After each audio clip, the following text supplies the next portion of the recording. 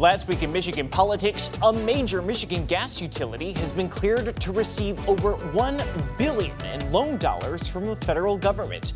Where it's going and how it aims to lower customer costs. Plus, roughly 2 months since tax day, some Michigan residents saying they still hadn't received their state tax return. What the state's Treasury Department had to say about the issue. And after one lakeshore community brought back a lifeguard program for the first time in 25 years, how it's already being credited with saving the husband of the city's top official. I'm Josh Alburtus, and this is your 13 on your side rundown.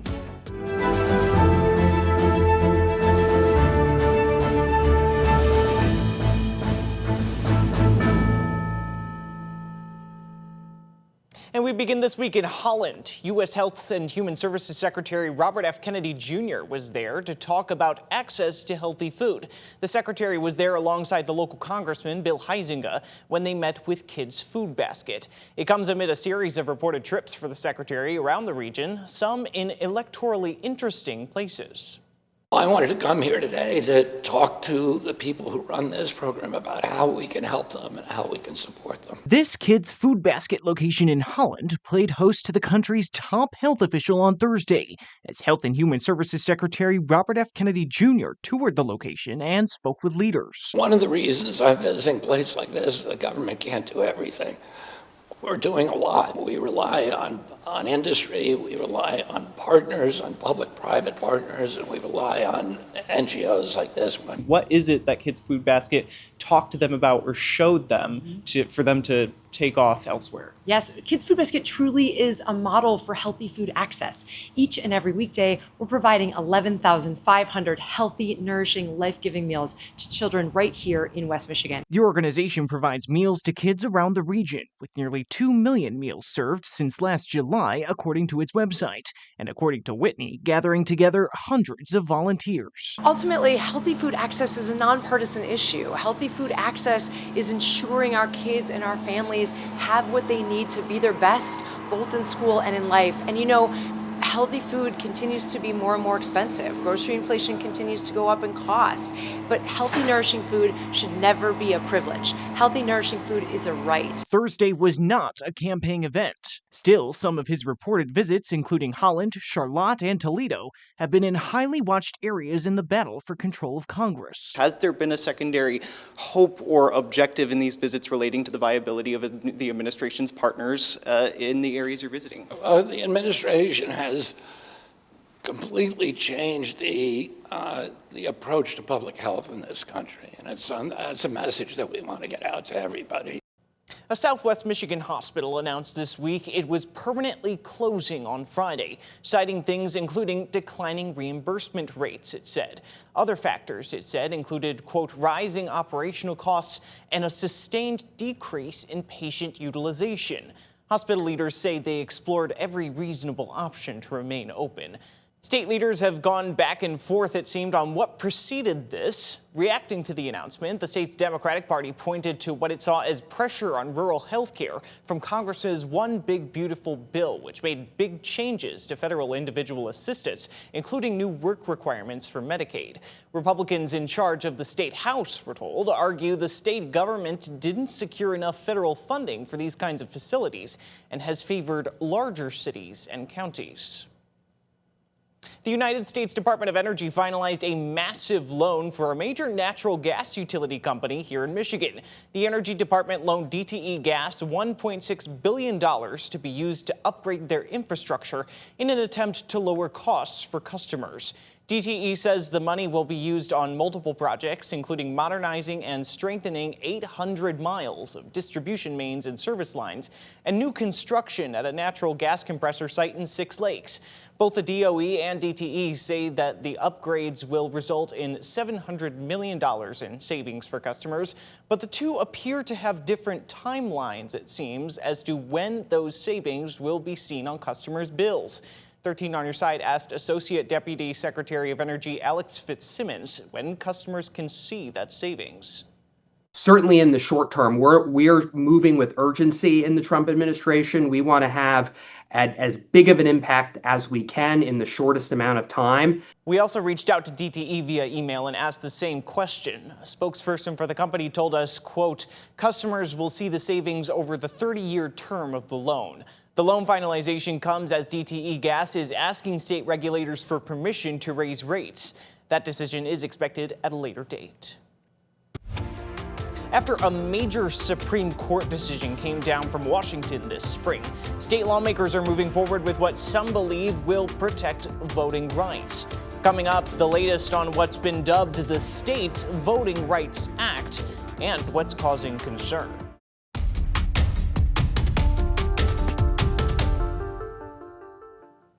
At the state capitol, lawmakers in Lansing are moving forward on a number of proposals to dramatically change the state's election system. The bills passed the state Senate this week, and it comes after a major opinion came down from the U.S. Supreme Court this spring. The federal government will not act. Today in Michigan, we can. Major Michigan election reform proposals on Tuesday out of the state Senate. The chamber passed what some feel will confront the dangerous rhetoric and actions from Washington, claiming that our votes and our voices don't matter. A package of 4 bills led by what's been called the Michigan Voting Rights Act. It comes in the wake of a landmark Supreme Court decision from late April in a case involving Louisiana's congressional map. We planned these bills last term, fearing that this day would come. The court ruled the map that included a second majority-minority district was an illegal racial gerrymander, a ruling many argued gutted a key part of the federal Voting Rights Act that bans racially discriminatory voting practices. Stripping away the primary legal tool that voters of color have relied on for 6 decades to challenge discriminatory maps and voting laws. The MVRA would bar local governments and state agencies from making laws, policies, and other measures that cause gaps in voting access or participation between protected classes and other voters. We can show the nation here in Michigan how we respond to decisions like Louisiana versus Calais. The 3 other bills would do things like requiring certain local governments to provide language assistance for elections and require local governments to alert the Secretary of State if they make certain election-related changes. But the effort didn't come without concern, with all Republican senators present voting no. Former Secretary of State Ruth Johnson was among them. These bills would place enormous new burdens on our clerks and on our local units of government. Johnson raising issue with things like what she called a huge bureaucracy she felt would be aimed at legal action toward local governments. These bills would cost taxpayers millions of dollars and create new obstacles for our clerks and local units of government that are simply unnecessary. The bills are now on their way to the State House. And on the other side of the pond, Michigan Governor Gretchen Whitmer was in Paris this week, kicking off an economic tour in Europe. The governor was leading a Team Michigan delegation, meeting with major international companies at a global defense and security conference. The governor's office said the trip had already secured more than $100 million in new defense industry investments for the state, creating hundreds of jobs. However, some state Republicans criticized the trip, noting it comes just 2 weeks ahead of Michigan's state budget deadline. Tax day was roughly 2 months ago, but some Michigan residents had said they still haven't received their state tax return. 13 on our side's Lauren Baker spoke to one taxpayer and Michigan's Treasury Department about the issue. After months of frustration, it has never taken this long. Patricia Jones says she's waiting for one thing. In 70 years, and I have worked since I was 15 years old, it has never taken this long to get state income taxes back. She says she filed for her state taxes back in February and has checked weekly for her direct deposit, but still, I don't know what the holdup is. Nothing. I filed correctly, and I did direct deposit. So what's going on? I absolutely understand their frustration. Katina Litterini, the Michigan Treasury Department's Tax Administration Services Bureau Director, says there could be a couple reasons. First, the department's transition from a 40-year-old system to a modern system. The GenTax platform is a more robust, precise tax system, right? So maybe if there was an error in the past on a return, A person had to fix it here, but the system now is catching it. She says of right now, 95% of 5 million returns have been processed. Also, she says taxpayers should make sure all of their information is correct using their My Login account. The best thing to do is check the e-service platform, because that platform will give a picture of what's really happening in the tax return. Jones says communicating with the department is a hassle. When we call, we don't get answers. To fix this problem, Ludorini says the department will launch a new request for call phone system in July to help with those calls. Still, people like Jones say something like this should have never happened. I just want my money back. Some of what I gave the state of Michigan, some of what I gave DTS and Consumer Power. Data centers continue to be at the center of local politics in some West Michigan communities. After the break, how several township board members in Kent County could be facing possible recalls from their involvement in data center decision-making in their community.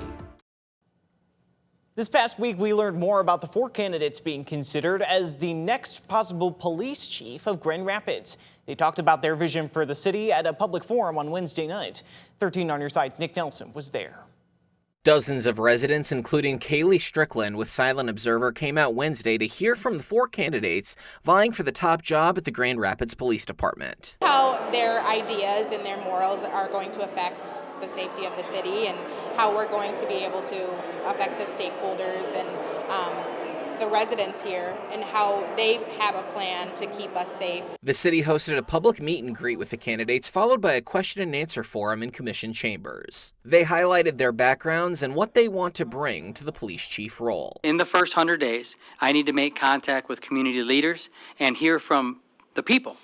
Not what I think is a problem within the city, but what the city is telling me is a problem. My leadership philosophy behind all of this is present, visible, and engaged, making sure that I build trust with the community. I want to open things up to see how we train and see what our priorities are and how we do those things. I think it's important for the community to see. So if there's questions, you can see the here and now on why we do things. Because I'm walking into a new department, I'm going to audit everything. I want to know how many guns we have. I want to know what's in each of our funds. I want to know who we're paying, who we're not paying.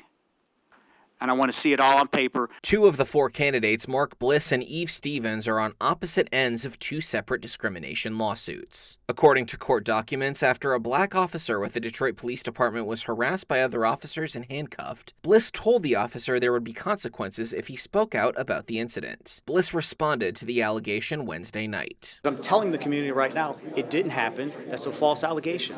Anybody has a right to make an allegation. The difference is can you prove that it happened? It is true. And I can tell you it never happened that way. Eve Stevens has filed a lawsuit against the University of Texas System and the University of Texas at Austin for alleged discrimination. She says 14 months into her role as the university's chief of police, the first Asian American woman was fired without cause. She says she's optimistic about the culture of inclusivity at the GRPD. I've met a lot of fantastic people here. I've seen a lot of good things. Like I said, I've also done a lot of good research on the history of the city, the history of the police department, and I feel confident that this is going to be a good alignment. Whoever the next police chief is, they face growing calls from the community on accountability, following 13 officer-involved shootings since 2022. And there could still be weeks until a decision is made as City Manager Mark Washington gathers public feedback and hears more from the finalists.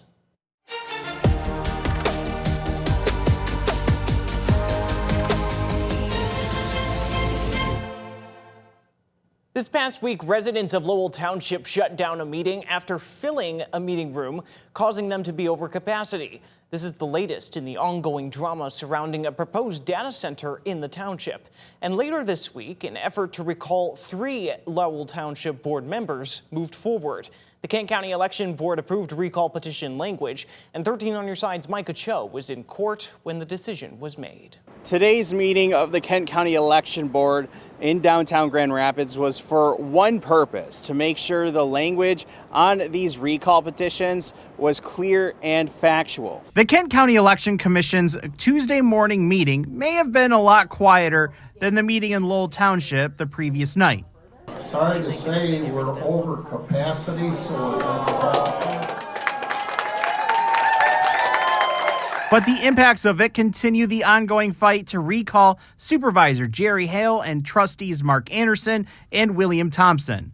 All three were seen in the courtroom watching the Election Commission approve the language in their recall petitions. All three of them declined to comment. The petition to recall Jerry Hale that we considered be approved. I'll support that. Supervisor Hale had 3 petitions approved against him, one for voting against a 6-month moratorium on data centers in the township last month, denying a FOIA request, signing a non-disclosure agreement with Microsoft. Trustees Anderson and Thompson each had 2 petitions approved against them, one for denying a FOIA request and the other voting against the moratorium. People who support the recall effort spoke up in front of the commission during public comment, urging them that the petition's language meets the criteria to carry on to the next step. I've been in attendance at every single township meeting and every single planning commission meeting since December when this first came to the public's view, although it had been occurring before that. And I can speak to, of all the suggested language petitions that we presented for you today, all of them are factual, all of them are accurate from my own personal experience in being there in attendance and reading all the documents produced at each of these meetings. 13 on your side, I'm Micah Cho. And a new report out this past week from a nonpartisan research group in Michigan has added another perspective on data centers. The Citizens Research Council of Michigan put out a report that centers around top concerns that have dominated the debate. The report's author argues there can be big differences between projects, and proposals should be looked at on a case-by-case basis. While he brought attention to things like possible noise pollution and the so-called heat island effect, he believed some concerns over water risk, in his words, are often, quote, over-exaggerated. If data centers are using non-evaporative, closed-looped cooling, they're consuming very little water, but still using a lot of power, and the water usage associated with power generation can be significant in some cases. The full report is available on the group's website. Teachers in Muskegon have taken a vote of no confidence in their current superintendent. They accuse Matthew Cortez of poor leadership, including unfair labor practices. 13 on your side's Jordan Hatfield spoke with the teachers union staff and a concerned parent about the issues Muskegon Public Schools is facing. At Muskegon Public Schools' second Board of Education meeting for June, the teachers union dropping a bombshell, revealing the majority of them have no confidence in the district's current superintendent, Matthew Cortez. Ultimately, it was something that had been suggested all year. One unhappy parent at the meeting, Sarah Hickey, said since Cortez was hired in 2019, the situation at the district has degraded steadily. Our district is failing so profoundly and so much faster since Matthew Cortez has been our superintendent. Hickey, who still has 3 children in the district, argues that Cortez's priorities have not been on the students. Government teacher and current MCTEA President-elect John Horn adds that academics have also struggled under Cortez's watch. We have declining academic performance. I mean, everybody took a hit during the pandemic, right? But other districts have begun to claw their way back from that, and we've been very, very slow to show any improvement. That's on top of staff safety issues and cuts to school arts programming. We were told that the arts would stay intact at MPS. And the last day of school, we discovered that this was not going to be true at all. In fact, we lost approximately, I think, half of our visual arts classes. The cuts come as the district also announced they created and filled a vice superintendent/curriculum coordinator position. There has been an enormous hiring of admins. MCTEA's leadership took a vote. 80% responded, 88% of the respondees voting that they have no confidence in Cortez. Parents like Hickey want to see the district focus more on students. Get our performance scores up. We're just going to keep working on our end. We are open to a resolution. We're not here to fight. We're not here to run someone out of a district. We are here to fight for our kids and get the programs they need and get promises kept that were made, both at and away from the table. 13 on your side did speak with Superintendent Cortez. He offered no comment on the vote. A new program that went into effect this year in South Haven is already proving its worth. How it might have meant the difference between life and death for the mayor's husband. That's next. South Haven's mayor says her husband is one of the first people saved by the city's new lifeguard program.